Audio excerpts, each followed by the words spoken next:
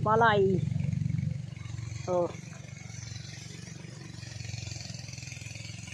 ito yung palay ni Bayaw guys.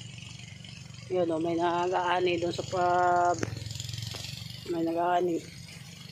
Yan o, may nag-aani. So, kay Bayaw, naghintay na lang ng traktor. Yung mag-aani, hindi kasi tao dito mag-aani guys. So, ito yun. Yeah. Init.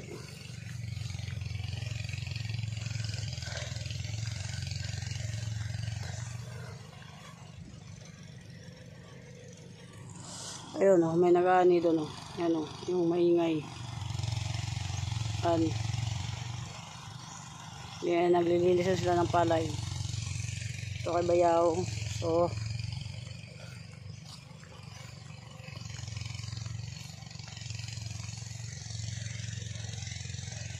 7,000 yung ano ko dito guys. So 7,000 yung capital ko dito. So,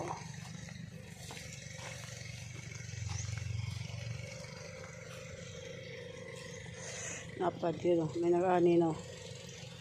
Pero mas maganda kasi pag tao yung mag-aani, hindi yung traktor. Kasi yung traktor kasi guys, tulad nito, ito. Yan, natawag na yan upa. Ito upa to. Tawag yan ng upa. So masislid din yan sa sako. Maganda kasi pag ano, tao talaga.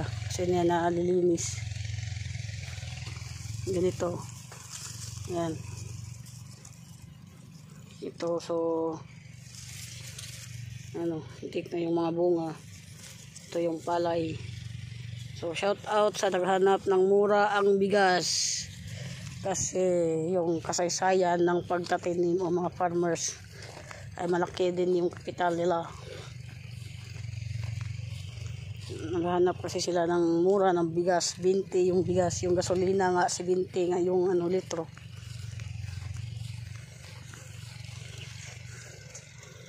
And then, yan siya guys. Ito na ano na tao nag-ani dito guys. Yan tao yan. Garab. Tawag to garab. Ito yung wani Bayaw. So, malaking gasto to sa pagtanim ng palay. Hindi lang 5,000 yung kapital mo dito. Yung binhi pa lang. Yung patubig mo pa lang. Siyempre, gagasto ka ng krudo.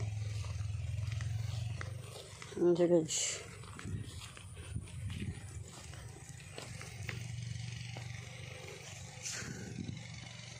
Yan o, tamasok. Itlog ng tamasok. Yung pula. Yan, no. Nanggagarab. Garab na siya guys. Manggarab. Sugod sila manggarab.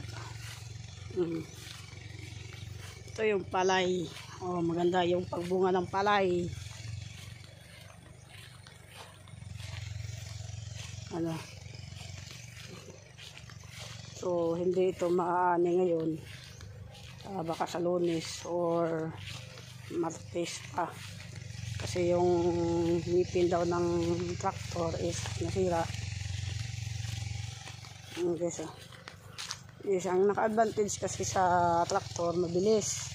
Tapos yung gasto mo, siyempre papakainin mo lang sa bigyan mo lang sila ng snack saka yung tanghalian. Yun lang ang gagastuin mo. Pag tao naman kasi guys, halimbawa papakainin mo sa umaga, may snack pa, may snack pa sila guys. Tapos papainumin mo pa sa gabi pa papakainin. Ito naman siya guys, oh. Yan, pag ang traktor naman, ito masisili talaga to sa sako kasi hindi malilinis. Diretso na talaga yan sa sako. Hindi tulad ng tao, tracer, tapos blower, i-blower pa nila yan. Siyempre wala talagang tinatawag na upa. Upa kasi tawag dito sa amin guys. Yung walang laman na palay. Yan. pa yung tawag. Yan, yan ang blower. Yan, lumilipad, blower. Thresher pa yan guys, thresher. Tapos yung isa na may screen is blower. Ano, hangin, yung malaking stainless yung metal yung ilisi niya guys. Ano, isipay nila.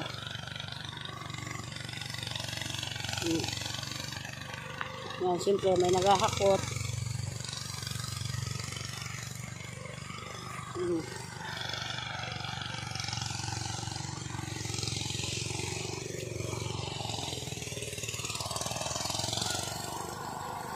Sige, so yun na thresher.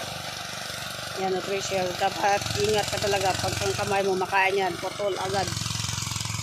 Yan yung isa na may screen. Yan, yung screen is blower. Yung blower is paglilinis.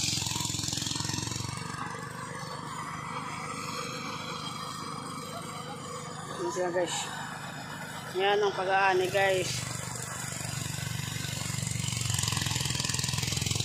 Yan ang palay. Palay! Pag-aani ng palay. Ito po, aanihin na dito. Aani na kasi. Mahirap na to pag maabutan ng ulan. Siyempre, natawag ito, ihasapay, matutumba sila. Babad sa tubig.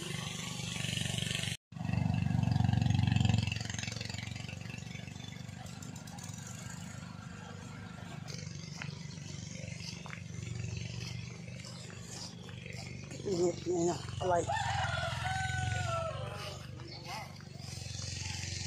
Yan, katawag ito guys is layang. Layang o binibilad para hindi matubuan. Kahit ma-stuck na. Ano. Yan siya guys. Palay.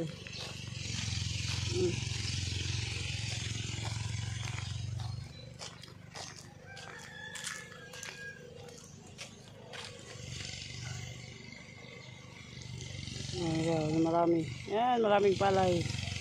Dito naman yun, ilalagay yung palay na ilalagyan ko. Dito.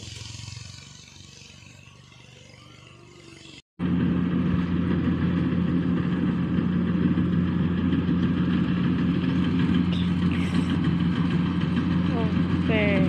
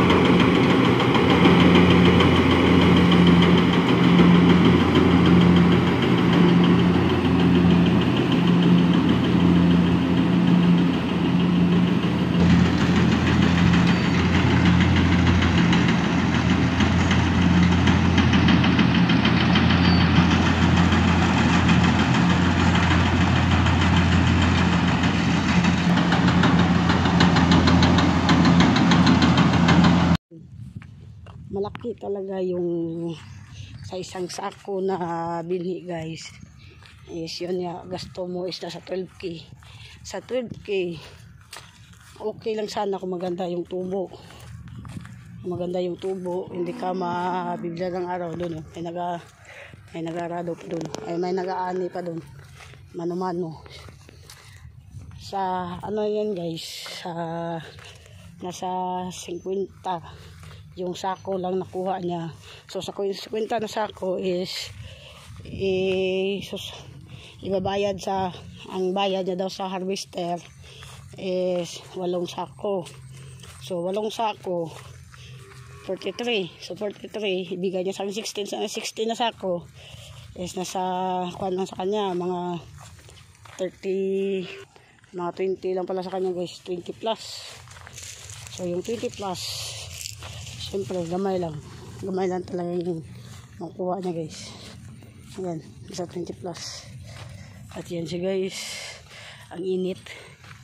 Nasa 20 plus lang guys. So yung nagsasabi na kailan daw mag 20 yung kilo, palay pa lang nga, nasa 60 to 17 yung kilo, palay pa lang yan. Sa palay siya guys, baka ito guys.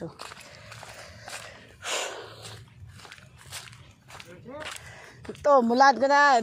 Bulad na sinong Jimmy ito.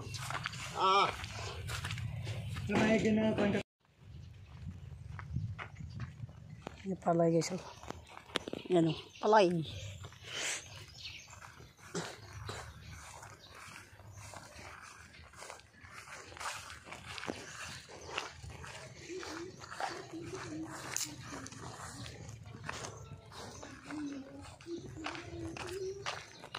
Yan ang purpose ko yun.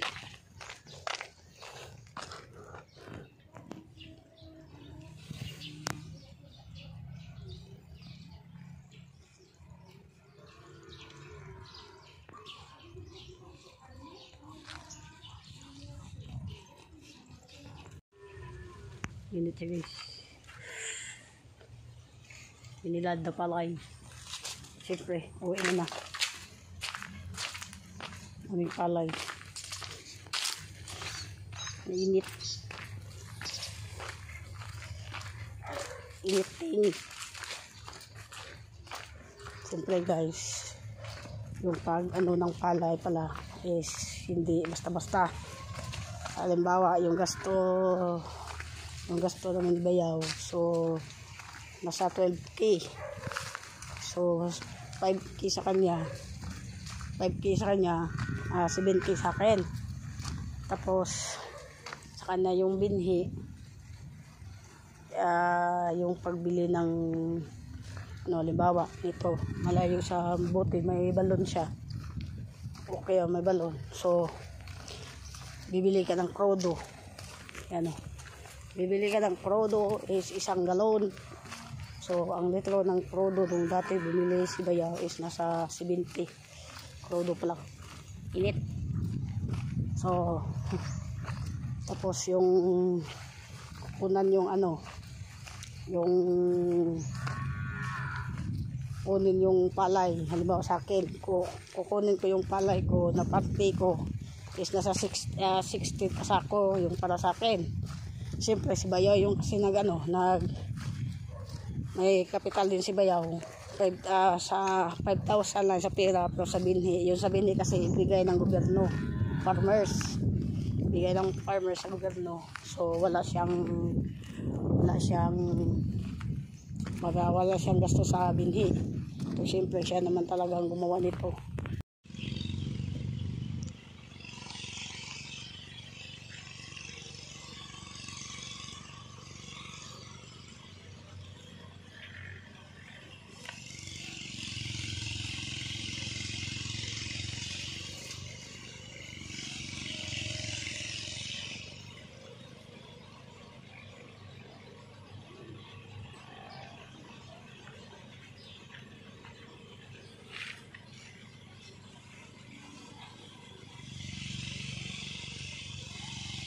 Sige.